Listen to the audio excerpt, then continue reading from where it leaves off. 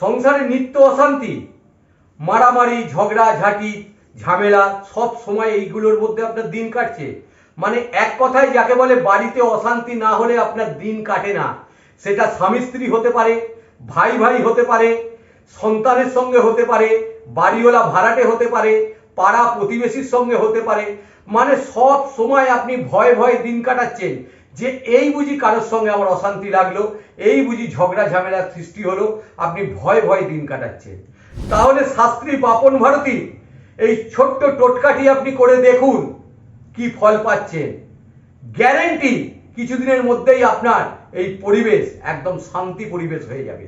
আপনি করবেন কি, প্রত্যেক দিন রান্নার পর আপনার গ্যাস ওভেন বা আপনার উনুনে অল্প একটু দুধের ছিটে দিন। প্রত্যেক দিন এটা করতে থাকুন, দেখুন কিছুদিনের মধ্যে এই পরিবেশ একদম শান্তি হয়ে যাবে। এই ঝগড়া ঝাঁটি অশান্তি আস্তে আস্তে আস্তে আস্তে একদম কেটে যাবে। করে দেখুন শাস্ত্রী বাপন ভারতী এটি গুরুমুখী টোটকা।